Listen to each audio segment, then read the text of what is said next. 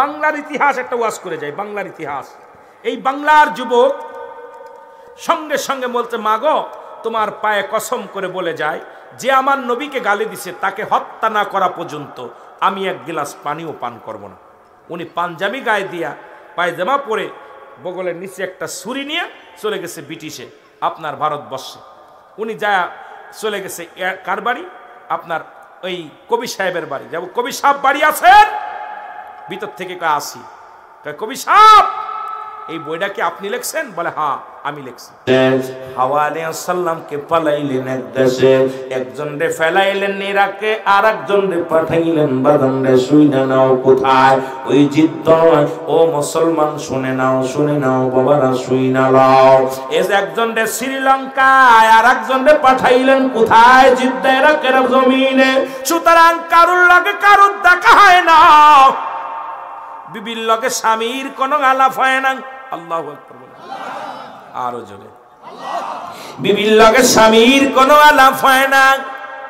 এই আদম আলাইহিস সালাম বলা ফরশিদ বলে, বাবা বুঝেছি গো।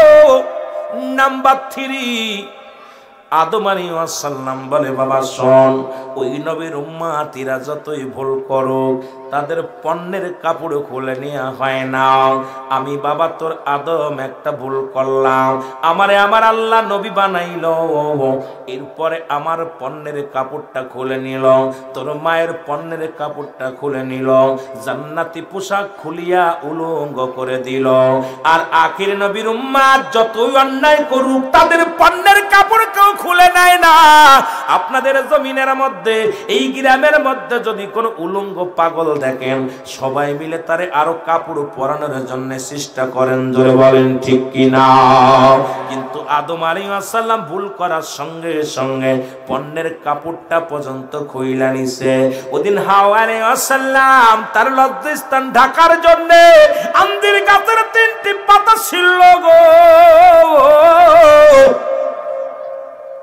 লজ্জাস্থান তার ঢাকলেন, আঞ্জির গাছ অভিশাপ দেয়, রক্ত ঝরে জমিনের মধ্যে। আঞ্জির গাছ বলে, আমার আল্লাহ, তোমার হাওয়া আলাইহিস সালাম আমার থেকে পাতা ছিঁড়েছে, আমি বড্ড কষ্ট পেয়েছি, আমার থেকে যত রক্ত ঝরেছে রে আল্লাহ, আমি অভিশাপ করে দিলাম। আমি আঞ্জির গাছ আজকে দোয়া করলাম, অভিশাপও করলাম। ওই আদম জাত হাওয়া আলাইহিস সালামের বংশ থেকে যত মেয়ের গোষ্ঠী বাইর হবে, প্রতি মাসে যেন 3 দিন 5 দিন পরে রক্ত বাইর হয়। আজকে আমাদের মা বোনদের বাদান ঋতুস্রাব হয়, কোন মা বোনের 5 দিন, কোন মায়ের 3 দিন, কোন মায়ের 7 দিন। ওই আঞ্জির গাছের অভিশাপ রে মুসলমান শুনে নাও। এত ওয়াজ করলে কত ওয়াজ করব, অনেক মা বোনের আইছো, আজকে শুইনা লাও, দিলের কান্ডা লাগা শুনে নাও। আজকে আদম আলাইহিস সালামকে আল্লাহ ক্ষমা করে নাই রে। পণ্যের কাপড়টা পর্যন্ত খুইলা নিচে জোরে বল আল্লাহু আকবার। আখির নবীর উম্মত যতই ভুল করুক তার পণ্যের কাপড় খুলে নেওয়া হয় না। নাম্বার 4 বাবা শুইনা লও, এই পৃথিবীর মধ্যে তোর আব্বা একটা ভুল করেছিল, সারা পৃথিবী পরে কানে ধরে ঘুরাইলো। আর আদম নবী আমি আদম নবী হওয়া পারু, সারা পৃথিবী আমারে ঘুরাইলো। কত কান্না কানলাম, চোখের পানি পড়ে পড়ে গা হয়ে গেল। তোর মার সন্ধান পাই না, আমিও তোর মারে পাই না, মনের দুঃখ কারে বলি। এই প্রান্ত থেকে ওই প্রান্ত দৌড়াদৌড়ি করি, অবশেষে একদিন নয়, 2 দিন নয়, 350 বছর কান্দা পর ওই নবীর ওসিলায় আমার আল্লাহ আমারে ক্ষমা করেছে। আর আখির নবীর উম্মত যত বড় অন্যায় করুক, 3 সেকেন্ড কান্দা লাগে না, শুধু মিনিটে সেকেন্ডের মধ্যে বলবে আল্লাহ মাফ করে দাও। 1000 অন্যায় করার পর আল্লাহ বলে ডাক দেওয়ার সঙ্গে সঙ্গে আখির নবীর উম্মত ক্ষমা পেয়ে যাবে। জোরে জোরে চিল্লায় বলা যাবে না মারহাবা। আদম নবী 350 বছর কাঁদছে। কত বছর? আপনি পাপ করেছেন কয়দিন কাঁদছেন? কয়দিন কাঁদছেন? কোনদিন ঘোরা লাগছে? জানে পাপ করছেন, ওখান থেকে মাফ চাচ্ছেন, আল্লাহ আমারে মাফ করে দাও, আল্লাহ মাফ করে দিবে। জোরে বলেন আমিন, আরো জোরে বলেন আমিন। কিন্তু আদম আলাইহিস সালাম বলতেছে, বাবা শীষ। অবশেষে যখন কানতে কানতে আমার আর কান্দার বল নাই, হাঁটার বল নাই, অবশেষে আমার মনে পড়ে গেল যখন আমাকে আল্লাহ বানিয়েছিল, আল্লাহ যখন আমারে কাদা মাটি দিয়ে যখন তৈরি করেছিল, তখন আমার ভিতরে বারবার রুহু দিতেছিল আর আমি হাসি মারছিলাম, প্রতিবার রুহু বাইর হয়ে যায়। সৃষ্টির রহস্য একটা বই আছে, পড়বেন, সৃষ্টির রহস্য। এই সৃষ্টির গবেষণা দিয়ে রহস্য একটা বই, এইটার মধ্যে মজা লাগবে আপনার সৃষ্টি জগতের এই ইতিহাসটা পড়লে। বারবার আমি হাম ছাড়ছিলাম আর রুহুটা বাইর হয়ে যায়, রুহুটা বাইর হয়ে যায়। হঠাৎ একটা হাসি মারলাম, হাসি মারার সঙ্গে সঙ্গে রুহুটা আটকে গেল ভিতরে। সঙ্গে সঙ্গে আমি আল্লাহকে কবুল করেছিলাম, কালু বালা, স্বীকার করেছিলাম আপনি আমার রব। সুবহানাল্লাহ বলেন না, আরো জোরে, রব বলে স্বীকার করেছিলাম। তখনই দেখেছিলাম ওই আল্লাহরই কুদরতি নামের সাথে একটা নাম, সেই নামটা হলো মুহাম্মাদুর। এরে মৌলবী রাহুল, কি দেখেছিলাম? কথা বলেন না কেন? মুহাম্মাদুর রাসূলুল্লাহ। তোমার নামের সাথে এই কুদরতি নাম নিশ্চিত এই পৃথিবীর সর্বশ্রেষ্ঠ নাম আল্লাহ। তোমার ওই কুদরতি নামের, তোমার নামের সাথে যে নামটা, ওই নামের খাতিরে আমারে মাফ করে দাও। সঙ্গে সঙ্গে আল্লাহ পাক আমারে আওয়াজ দিয়ে বলেছিল, আদম রে, আজকে বড় বেঁচে গেলি, 350 বছর কানতে হতো না। যদি আগে যদি ওই নবীর নামটা উচ্চারণ করতি, আজকে আমি আখির নবী রাহমাতুল লিল আলামিনের খাতিরে আমি তোকে ক্ষমা করে দিলাম। আরো জোরে বলেন না, আরো একটু জোরে বলবেন, নাচতে বলবেন। শীষ কয়, আব্বা আমি আর নবী টবি হতে চাই না, আমার আপনি মাফ করেন, আমি আর নবী টবি হতে চাই না, আমি আখির নবীর উম্মাত হতে চাই। জোরে বলেন সুবহানাল্লাহ। কার নবী হতে চায়? আখির নবীর কি হতে চায়? উম্মাত হতে চায়। আরে ভাই, শীষ আলাইহিস সালাম এই জন্য যুগে যুগে কত নবী আফসোস করেছে, আল্লাহ আমি নবুয়াতি চাই না, আখির নবীর উম্মত বানাও। আপনি আমি বিনা দরখাস্তেই সেই নবীর উম্মত হইলাম, আবার সেই নবীর দুর্নাম করলাম। যারা স্বাধীনতার যুদ্ধে যারা জীবন দিয়ে গেল, যাদের রক্তের বিনিময়ে বাংলাদেশ পাইলাম, তাদের জন্য একটু দোয়া করবো। নাফরমান আমরা দোয়া করি না, সে যে দলের লোক হোক না কেন। আপনাকে আমাকে স্বাধীন একটা দেশ দিছে, আপনাকে আমাকে এই স্বাধীন দেশটার জন্য যারা জীবন দিয়া লড়ে গেছে, ইজ্জত দিয়া লড়ে গেছে, তাদেরকে সম্মান পাওয়ার যোগ্য কি না? জোরে বলেন না। এটা যারা করে না তারা নাফরমান। জোরে বলেন ঠিক কিনা? এই জন্য আমি কে কি দল করলে আমি বলতে পারি না। আপনি যে দল করেন করেন, আমি বলবো না আপনি আমলিগ করেন, বিএনপি করেন, ভালো লাগে যেটা ওটা করেন। তবে আপনাদের কাছে আমি দাবি করব, যখনই দোয়া করবেন, স্বাধীনতার যুদ্ধে যারা জীবন দিয়ে গেল, যারা ইজ্জত দিল, যারা রক্ত দিল, যারা না খেয়ে জীবনকে লড়ে সোনার বাংলা উপহার দিল, তাদের জন্য একটু দোয়া করবেন। এটা আপনার কাছে আমার দাবি সবসময়, যে যারা তাদের জন্য এত সাগর, এক সাগর রক্তের বিনিময় পেলাম, কত মা বোনদের ইজ্জতের বিনিময় দেশটা পাইলাম, সেই দেশকে ভালোবাসাও ইমানি একটা দায়িত্ব। জোরে বলেন ঠিক কিনা? আরো জোরে বলেন। আপনি হিংসা রেওয়া বাদ দিয়ে আগে স্বাধীনতার যারা ছিল, যারা দুনিয়া থেকে যারা শহীদ হয়ে গেছে, শহীদদের মর্যাদা দিবেন, ইজ্জত দিবেন, তাদের সম্মান করবেন। আমি আপনাদের কাছে করজোরে এই দাবিটা করে যাই, প্রায় মাহফিলে বলি যে স্বাধীনতার যুদ্ধে যারা জীবন দিয়ে গেল, তাদের ঋণ কোনোদিন শোধ হবে না। আজকে বাংলায় বুকে দাঁড়ায়া খাইতেছি, ফসল খেতেছি, পানি খেতেছি, হাওয়া নিতেছি, অক্সিজেন নিতেছি, এই বাংলার জমিনে বুক ফুলায় কথা বলতেছি, যাদের ওসিলায় আল্লাহ তুমি তাদেরকে ক্ষমা করে দিও, যদি ভুল ত্রুটি থাকে ক্ষমা করে দিও, তাদেরকে তুমি জান্নাত নসিব করে। জোরে বলেন মারহাবা। আরো জোরে বলেন মারহাবা। অনেকে আমার বলতে পারেন আমি আমলিগ। বাবা আমি আমলিগ করি না, আল্লাহের কসম আমি আমলিগ করি না। বিএনপি করি না, জামাত ইসলাম করি না। আমার একটা পরিচয় আছে, আমি বিশ্ব জাকের মঞ্জিলের একজন নগণ্য গোলাম। আর আমার নিয়ত আছে, আমি জীবনে কোনো দল টল করবো না, কোনো দল করবো না। ভালো লাগলে ভোটও দিব না প্রয়োজনে, ভালো লাগলে যাবো, না লাগলে না দিব। ওই কারে দিবা সেও দুর্নাম, সে একটা অন্যায় করবে, আর অন্যায়ের জন্য আমারও খেসারত দিতে হবে। এই জন্য চিন্তা করছি জীবনে ভোট কেন্দ্রেও যাবো না। আপনারা আবার এটা করেন না, কথা বুঝেননি। আমি আমার বিষয় আর আপনাদের বিষয় আলাদা, কেন আমি চাই সবাই আমার, আমি যেন কারোর ব্যক্তিগত কারণ না হয়ে যায়। পৃথিবীর সব মানুষই আমার, আমি যেন ব্যক্তিগত কারণ না হয়ে যায়। আর আমি যখন ব্যক্তির হয়ে যাব, তখন আমি সবাইকে এক নজরে দেখতে পারবো না। তখনই আমার ভিতর থেকে আসবে রেওয়া, তখনই আমার ভিতর আসবে গিবাদ, তখনই আমার ভিতর আসবে অহংকার। এই অহংকার হমিকা বাদ দিতে হলে দেখবেন ওই জামাতের বক্তালি জামাতের পক্ষে কথা বলবে, তাবলিকের বক্তালি তাবলিকের পক্ষে বলবে, আট্টশির বক্তালি আট্টশির পক্ষে বলবে। আমিরুল আমিন সিদ্দিকী, আমার ব্যক্তি একটাই স্বার্থে আমি মদিনাওয়ালার পক্ষে কথা বলি, আল্লাহর গুলামি আল্লাহর পক্ষে কথা বলি, ইসলামের পক্ষে কথা বলি।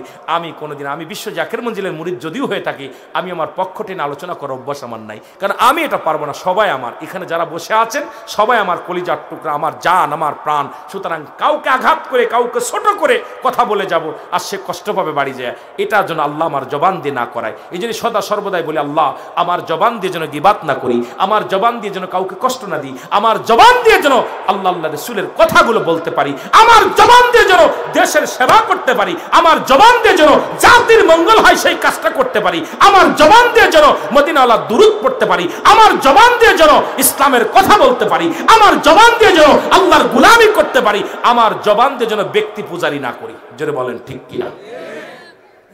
কষ্ট পাচ্ছেন? কষ্ট পাচ্ছেন? একটা কথা আমি সবসময় বলে যাই, সেটা হলো ওই বাংলাদেশে একটা কথা বলে, ধর্ম যার যার দেশটা সবার, নাকি? ধর্ম যার যার দেশটা সবার। আসলে সত্য কথা, দেশ আমার, ধর্ম যার যার, সে হিন্দু হোক, বৌদ্ধ হোক, খ্রিস্টান হোক, কাউকে আঘাত করতে পারবে না। কারণ কোরআনের মধ্যে সূরা তাওবার মধ্যে 6 নম্বর আয়াত, কয় নম্বর আয়াত? কথা বলেন, যাদের বাড়ি মোবাইল আছে দেখেন, 6 নম্বর আয়াতের ভিতরে আল্লাহ বলতেছেন, হাবিব আপনার কদমের মধ্যে যদি কোনো অমুসলিম আগমন করে, সর্বপ্রথম তাদেরকে বসতে দিবেন, নিরাপত্তা দিবেন, যদি তারা আপনার সাহায্য চায় সাহায্য দিবেন, যদি নিরাপদ স্থানে পৌঁছায় দিবেন আপনি পৌঁছায় দিবেন। ঘোষণা কার? না পাইলে জিবে কেটে নেবেন। দেখেন কোরআনের মধ্যে সূরা তাওবা 6 নম্বর আয়াত, কত নম্বর? তাহলে আপনি হিন্দুদেরকে কষ্ট দিবেন কেন? খ্রিস্টানদের কষ্ট দিবেন কেন? হেদায়েতের মালিক কে? আপনি সত্যের কথাগুলো বলবেন, হেদায়েতের মালিক আপনি বুঝাইবেন তাকে। যখন বুঝ মেনে যাবে তখন এমনি ইসলাম ধর্ম কবুল করবে, যে ইসলাম ধর্ম সর্বশ্রেষ্ঠ ধর্ম, আল্লাহর কাছে একমাত্র মনোনীত ধর্ম ইসলাম। এটা আপনি যদি বুঝাইতে ব্যর্থ হন, সে আপনার পরে আরো কি করবে? আরো আপনার পরে কষ্ট পাবে। আপনি বুঝাইবেন, কি বুঝানোর দায়িত্ব আল্লাহ আপনাকে দিছে, হেদায়েতের দায়িত্ব আল্লাহ আপনাকে দেয় কি? হাসানা মিসা কথা বলেন। আমার দেশে অনেক পীর সাহেবরা হেদায়েতের দায়িত্ব নিয়ে নিয়েছে, আমার দেশে অনেক আলেমরা হেদায়েতের দায়িত্ব নিছে। আসলে পারেই মানুষকে কষ্ট দিয়ে আঘাত করে কথা বলে। হেদায়েতের দায়িত্ব নবীজিকেও আল্লাহ দেন নাই। নবীজিকে যদি হেদায়েতের দায়িত্ব দিত, তাহলে আবু জেহেলে কালেমা পড়ে মুসলমান হতো। কথা কন না কেন? কথা কন না কেন? আবু জেহেলে পড়া কালেমা পড়ে, যেহেতু হেদায়েতের দায়িত্ব কার হাতে? আল্লাহর হাতে। এইটা আমাদের বুঝতে হবে। এইটা বুঝলেই ইনশাল্লাহ আপনাদের ভিতরে হানাহানি, মারামারি, হাঙ্গামা এগুলো কিচ্ছু হবে না। এটা আমাদের বুঝতে হবে। জোরে বলেন আমিন। আরো জোরে বলেন আমিন। মোহাম্মদ দুরূদ শরীফ পড়ুন। আল্লাহুম্মা সাল্লি আলা সাইয়্যিদিনা মুহাম্মদ এর নবিয়ানা শাফিয়ানা মাওলানা মুহাম্মদ। আল্লাহুম্মা সাল্লি আলা সাইয়্যিদিনা নবিয়ানা শাফিয়ানা মাওলানা।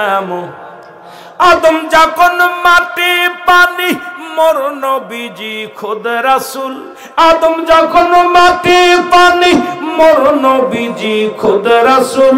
তার উপরে পড়েন দুরুদ, তার উপরে পড়েন দুরুদ ফেরেশতা আল্লাহ রাব্বুল।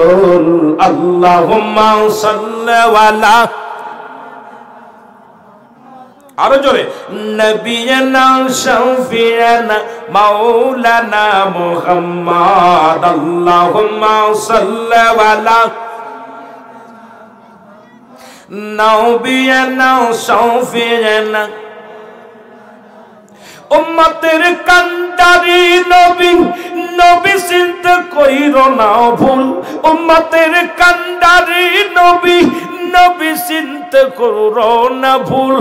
নবী বিনে কে তরবে, নবী বিনে কে তরবে আশেকের গণ সকল। হারে নবী বিনে কে তরবে আশেকের দলে সকল। নবী তোমায় তরাইবেন, নবী তোমায় তরাইবে হাসরের ময়দান। নবী তোমায় তরাইবে হাসরের ময়দান।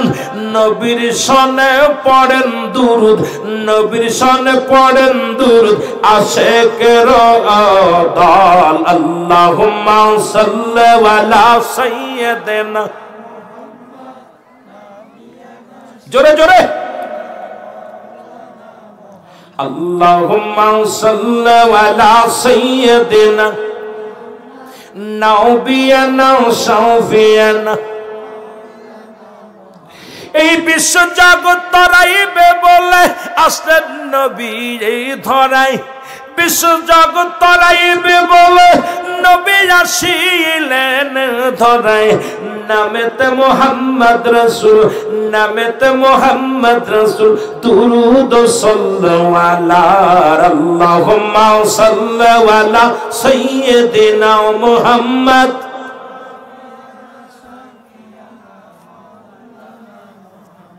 আমার ভাইরা আর একটা কথা বলে আলোচনা দেখা যাক কোন দিকে যাওয়া যায়। বাংলাদেশের একজন যুবক নবীকে ভালোবাসতেন। এখানে অনেক মুরব্বী আছেন আমার বাবারা। ব্রিটিশ আমলে বাংলাদেশের একজন উকিল ছিল, নাম হলো, নাম কি? শেরে বাংলা একে, নাম কি? মুরব্বীরা হলেন বাংলাদেশের এক যুবকের ইতিহাস, নবীর ভালোবাসার ওয়াজ। বাংলাদেশে ব্রিটিশ আমলের একজন কবি একটা বই লেখলেন, বইয়ের মধ্যে লেখছে ভণ্ড নবীর নীল নকশা। বইটার নাম কি? জোরে বলেন, জোরে বলেন। ভণ্ড নবীর, জোরে বলেন, ভণ্ড নবীর। এই বইটা যুবকের সামনে যখন আসছে, যুবকের মাথার রক্ত টকবক করে উঠছে।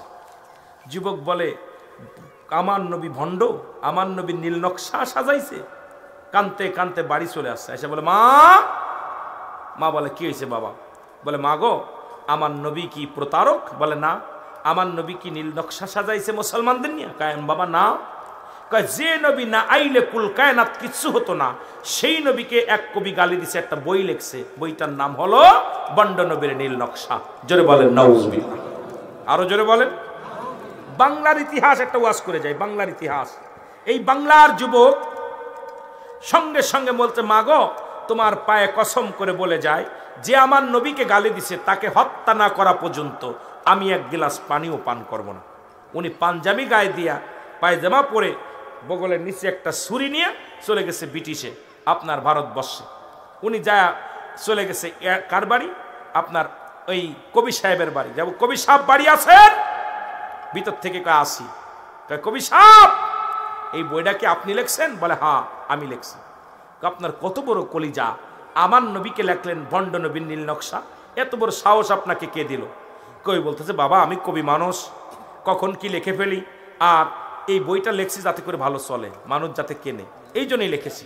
বলছে, কবি তুই যত যা লিখেছিস আমার নবীর উপরে তোহমাত দিয়েছিস, আমি তোকে তো ক্ষমা করতে পারি না। বলছে, তুই এই লেখলার এত কলিজা তুই কোথায় বলি? কবি বলতেছে, বাবা তোমার বই লাগবে?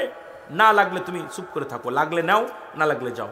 বলছে, হ্যাঁ লাগবে, জীবনের শেষ লাগবে। ওই বগলে এই তল থেকে একটা ছুরি বাইর করে কবিরে একটা আঘাত মারছে, এক আঘাতেই মরে গেছে। আল্লাহু আকবার বলেন। মরে গেলে ব্রিটিশের পুলিশেরা, তখন ব্রিটিশ আমল, ভালো করে ওয়াজ শোনেন, বাংলার যুবকের ইতিহাস আজকে আপনাদের বলে যায়। নবীর প্রেমিক ছিলতে।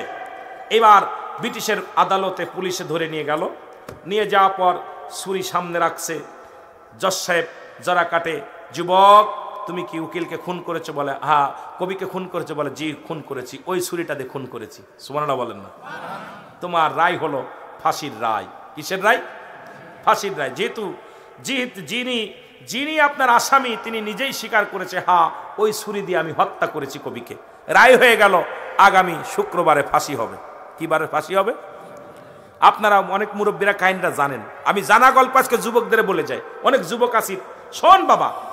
এবার রাত্রেই খবর পাইল ব্রিটিশের ওই আদালতে রায় হয়েছে, বাংলার এক যুবকের ফাঁসি হবে। শেরে বাংলা একে ফজলুল হক চলে গেলেন কোথায়? জেলখানায়। যে যুবকের সাথে দেখা করলেন, দেখা করে বলল, যুবক তুমি বাংলার যুবক আর আমি বাংলার উকিল। তুমি বাংলার যুবক আর আমি বাংলার উকিল। আমার নাম শেরে বাংলা একে ফজলুল হক। আমাকে তুমি চেনো? বলে, না আমি আপনাকে দেখি নাই, নাম শুনেছি। বলে, যুবক তোমার মৃত্যুদণ্ড হয়েছে, তুমি কি খুন করেছো? বলে, হ্যাঁ খুন করেছি। কেন করেছো? আমি আমার নবীর দুশ্মনকে দুনিয়া থেকে বিদায় করে দিছি। আমার নবীর দুশ্মনকে বিদায় করে দিছি। লম্বা ইতিহাস, এটা টাইনা টুইনে কইতে গেলে 3 ঘন্টা লাগবে। আমি অল্প কথার মধ্যে, আমি যে করে ওয়াজ করছি আমার কথা আমি আপনাদের অল্প কথার মধ্যে মেলা বুঝাই দিয়ে যেতে হবে। আমি সারাদিন বলে আমি একটা বিষয় নিয়ে কথা বললাম, এটা বিশ্লেষণ করে ব্যাখ্যা দিয়ে কইতে সময় নষ্ট করলাম। এই নষ্ট না করব না, আপনাদের বোঝার জন্য বলে যায়, অল্প কথায় অনেক কথা হয়ে যাবে। আল্লাহু আকবার বলেন না। উকিল বললেন, যুবক তুমি খুন করে? হ্যাঁ আমি খুন করেছি। বলে, বাবা তুমি শুধু আদালতে দাঁড়ায় বলবা আমি খুন করি নাই, যে কোনো উপায় আমি তোমাকে বাঁচাই দিব। যে কোনো উপায়, কারণ তোমার মতো যুবকের প্রয়োজন, বাংলার এমন বীরত্ব যুবক প্রয়োজন।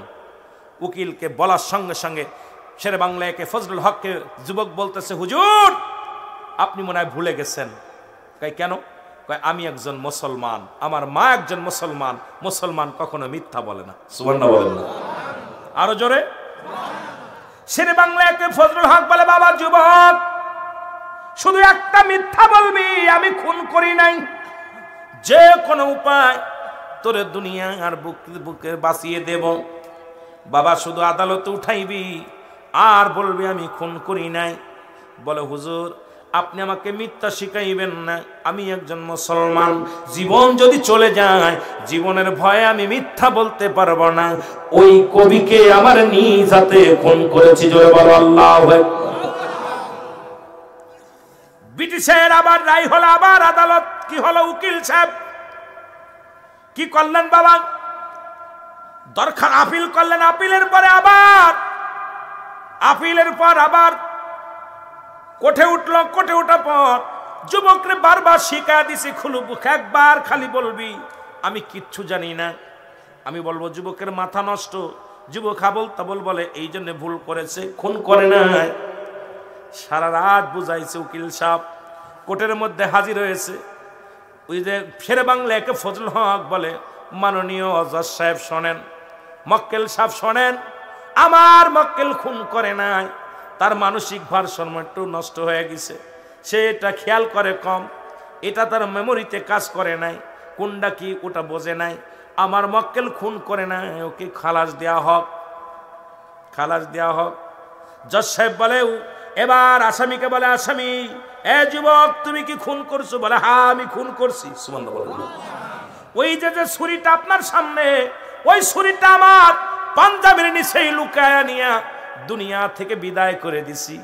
জজ সাহেব বলে, শেরে বাংলা একে ফজলুল হককে বলে, মাননীয় উকিল সাহেব আপনি যেই রায় যে আপনার যে যার মক্কেলের পক্ষে কথা বলতেছিলেন, মক্কেল তো নিজেই স্বীকার গেল, এখন আপনি আমি বলেন আমি কি রায় দিব? মৃত্যুদণ্ড বহল থেকে গেল। জোরে জোরে চিল্লায় বলো আল্লাহু আকবার। ফাঁসি হবে শুক্রবার, বৃহস্পতিবার। জেলার এসে বলে, এ যুবক আগামী দিন তোমার ফাঁসি হবে, তোমার মরণের আগে কোনো চা আছে নাকি? কোনো কিছু দেখতে চাও, কোনো কিছু খাইতে চাও, বলো আমরা ব্যবস্থা করে দিই। বলে আমার একটা ব্যবস্থা করে দিলে আমি খুশি হব। আমার দুঃখিনী মা, যে মা আমার একটা সৎ চরিত্র মা, একটা আদর্শবান মা, যে মায়ের গর্ভে আমি ছিলাম, আমার মা কোনোদিন আমারে মিথ্যা শিখায় নাই, আমার বাবা আমারে কোনোদিন মিথ্যা শিখায় নাই। আমি মরণের আগে একটা বার আমার মায়ের বুকে, মায়ের কোলে মাথা রেখে একটা রাত ঘুমাইতে চাই। আমার দুঃখিনী মা আমার মায়ের বুকে, আমার মায়ের কোলে মাথা রেখে একটা রাত ঘুমাতে চাই। যদি আপনারা এই সুযোগটা করে দিতেন, আমার আর কোনো চা নাই, আমার কোনো পা নাই। আমার দুঃখিনী মা সারা জীবন কাঁদবে। আমার মা দুঃখিনী মা, ওই মায়ের কোলে একবার মাথা রেখে মাকে একটু সান্ত্বনা দেওয়ার সুযোগ কি দেওয়া যাবে? ব্রিটিশের আদালতে জেলার বললেন, হ্যাঁ তোমাকে দেয়া হবে। হাতের মধ্যে শিকল দিয়ে নিয়ে চলে আসলেন বাড়িতে, বেরি পরায়া, পায়ের মধ্যে বেরি, হাতের মধ্যে হ্যান্ডকাপ পরায়া বাংলার জমিনে নিয়ে আসা হলো। জনম দুঃখিনী মা, পৃথিবীর যদি কোনো কিছু, পৃথিবীর মধ্যে সন্তান যদি কোনো সমস্যায় পড়ে, পৃথিবীর কেউ না জানলে জনম দুঃখিনী মা জানে। যদি কোন ঠিক কিনা? জনম দুঃখিনী মা জানে। মা জরুরি। আমার ভাইরা, ঘরের মধ্যে পুলিশ এসে যখন সালাম দিলেন, ভিতর থেকে মা বাইরে আসছে, দেখে সন্তানের হাতে হ্যান্ডকাপ, পায়ের মধ্যে বেরি, ডাকতে বলে আমার বাজার। মাগো আর কান্দো না, আমি তোমার কলিজার টুকরা ফিরে আসছি মাগো। কয় বাবারে কি হয়েছে? কয় মাগো, মা আমার নবীর বিরোধিতা করে যিনি বই লিখেছিলেন মাগো, আমার নবীরে ভণ্ড নবী বলেছিল, আমার নবীরে ছোট করেছিল, সেই দুশ্মনে কবিকে আমি দুনিয়া থেকে বিদায় করে দিছি। ব্রিটিশের আদালতে রায় হয়েছে, শুক্রবারে আমার ফাঁসি হবে গো মা। আজকের রাতটা তোমার কোলের মধ্যে মাথা দিয়ে একটু ঘুমাইবো গো মা, আর জীবনে ঘুমাইতে পারবো না। জীবনে দেখা হবে না। মা গো, ও মা। মা বলে বাবা আমার বুকে আয়। সন্তানের বুকে ধরলেন। রাতের অন্ধকারে পুলিশেরা পাড়ায় থাকলেন। মা জননীর বাদান উড়তের পর মাথা দিয়ে সন্তান ঘুমাইলেন। মাথার মধ্যে হাত বুলাইয়া দেয় মা, মাথার মধ্যে চুলের মধ্যে হাত বুলাইয়া দেয়। সন্তান ঘুমায়া গেছে। ওদিকে মদিনাওয়ালা ডাকছে, যুবক আয়, তোর মার কোলে মাথা রেখে ঘুমানো লাগবে না। আমি নবীরে ভালোবাসিয়া তুই কবিকে দুনিয়া থেকে বিদায় করে দিছি। আমি নবী তোরে ঘুম পাড়াবো, তুই আয় আয়। আমি নবী তোরে ডাকছি, আয় আয়, আর ঘুমাস না। আমি নবী তোরে জান্নাতের ভিতরে ঘুম পাড়াইব। জোরে বলেন সুবহানাল্লাহ। যুবক একটা লাফ দিয়ে উঠে বলে, মা গো, আর ঘুমাবো না, আমার নবী আমাকে ডাকছে। মারহাবা বলেন, আমার নবী আমার ডাকছে, আর দেরি করো না। মা গো আমার বিদায় দাও, মা গো আমার বিদায় দাও, আর একটা মিনিট দেরি করো না।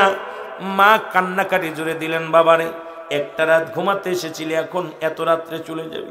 কই মা, যিনি আমারে জনমের ঘুম পাড়াবে, যিনি আমারে জান্নাতের ভিতরে ঘুম পাড়াবে, মদিনালাকে আমাকে হাত ছানি দিয়ে ডাকছে, যুবক আয়। এরে দুনিয়ার ঘুম আর ঘুমাস না। আমি নবীর ভালোবাসায় কবির জীবন নিয়েছি। আমি নবী তোরে হাত ছানি দিয়ে ডাকছি। আমি নবী তোরে জান্নাতের ভিতরে ঘুম পাড়াইব। জোরে বলেন মারহাবা।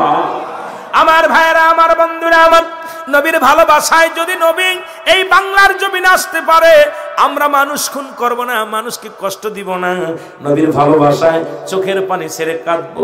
নবী গো, ওই হাসরের ময়দানে, কঠিন বিপদের ময়দানে নবী গো একবার আমাদের দিদার দিয়ে দিও। নবী গো, ইয়াউমুল কিয়ামতের ময়দানে যেদিন পিতা পুত্রকে চিনবে না, ভাই ভাইকে চিনবে না, বিবি তার স্ত্রীকে চিনবে না, স্ত্রী তার স্বামীকে চিনবে না, বন্ধু তার বন্ধুকে চিনবে না। আল্লাহ সেদিন রহমতের নবীর দিদার আমাদের নসিবে দিও। দয়াল নবীকে যেন চিনে জান্নাতে যেতে পারি, সেই তৌফিক আমাদের দান করো। জোরে বলেন মারহাবা। ব্রিটিশ আমলের যুবকের কথা, আর আজকে আমার দেশের যুবকগুলো নবীর বিরুদ্ধে কথা বলে। আমার দেশের যুবকগুলো নবীর বিরুদ্ধে কথা বলে, বড় কষ্ট হয়।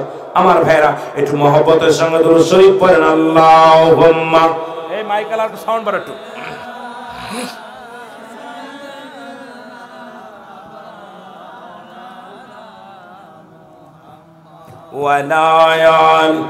বাবার আর আগামন অবস্থা ভালো না, নিজের দেহ ভাল লাগছে না। গত রাত জেগেছেন, আমিও মোটামুটি 10:30 11টা পর্যন্ত আলোচনা করতে চেয়েছিলাম। 11টা পার হয়ে গেছে, আর আমি আগাবো না। একটু মহব্বতে বলেন আল্লাহুম্মা। বেশি হয়ে যাবে বাবা, বেশি হয়ে যাবে, আধা ঘন্টা পার হয়ে যাবে। আমরা নবীজিকে সালাম জানাই, নবী সালাম আলাইকা ইয়া রাসূল সালাম ইয়া হাবিব। সামনে করে আর ভালো একবার দিনটা পারি না ভাই।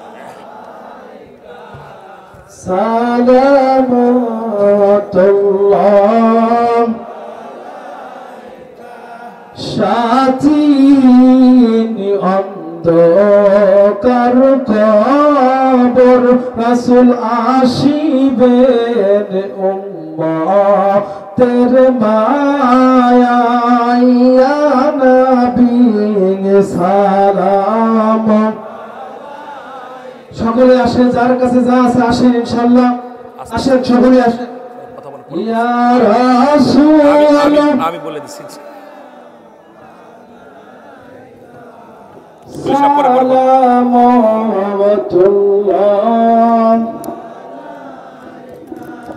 ইয়াতীম করিয়ে বিপদিয়া, নবী কান্দিলেন জনম ভরিয়া, এখনো কান্দেন মদিনায় শুয়ে শুয়ে উম্মতের মায়ায়, ইয়া নবী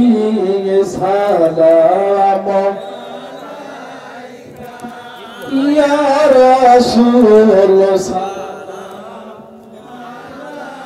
ইয়া হাবিব সালাম আলাইকা সালাওয়াত